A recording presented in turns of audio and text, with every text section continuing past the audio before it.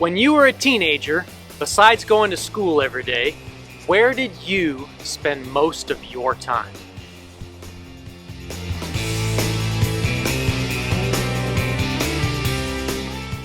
What's up, youth workers? My name is Jesse, and welcome to the Youth Hope channel.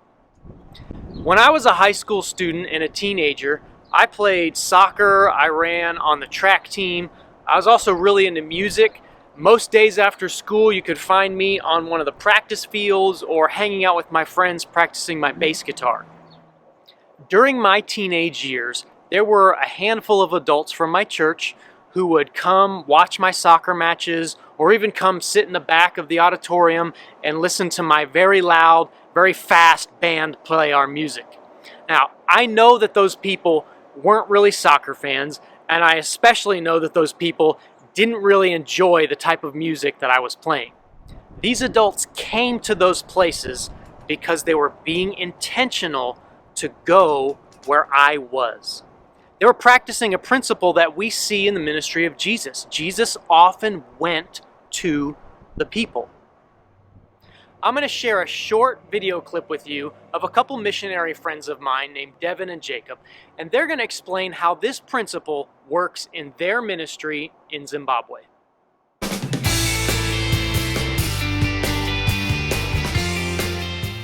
Hi, I'm Devin, and this is my husband Jacob, and we work with a ministry called Because He Loves in Bulawayo, Zimbabwe. We work with guys who are living on the streets with a primary focus of church planting.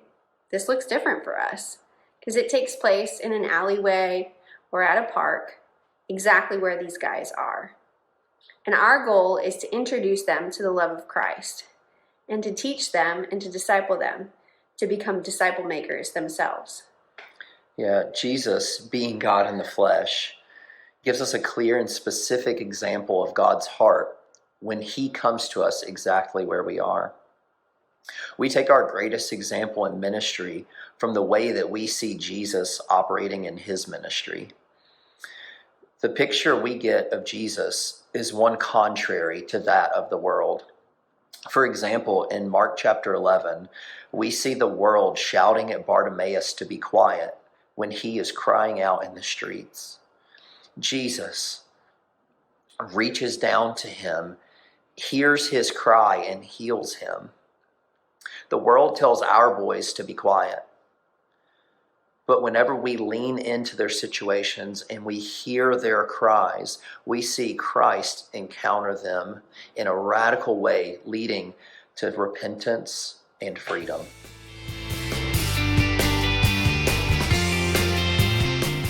As you listen to that video, you can hear phrases like, where they are, He comes to us, and those are important ideas.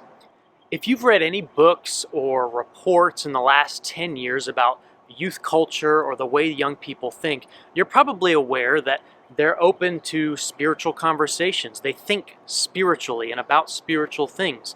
They care about having meaning and purpose so much that they're willing to choose jobs with certain employers over others based on how meaningful they find their work.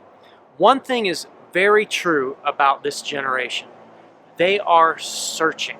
They're looking for something. They're searching for meaning and purpose in life and in the world, and we need to pay attention to that. We often look at youth ministry from a perspective of, if we build it, they will come. But that's not the example we see in the ministry of Jesus, and it's definitely not the instructions that He left to His followers.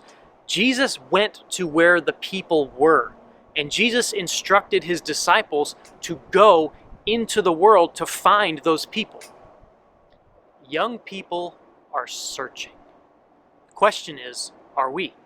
Are we willing to go to the places that they go, to be where they are, to care about the things that they care about? Here's your challenge for this week. Go to the young people that you know and ask them, where do they spend their free time? Where do their friends spend their free time? Where do their non-Christian friends spend their free time? Where is a place that you could go to cross paths with young people and even in a natural way have conversations with them? I'm challenging you to look beyond the specific location of your church or ministry and go out there to reach young people. On behalf of Youth Hope, thanks for stopping by the channel. We hope God blesses your youth ministry this week, and we will see you next time.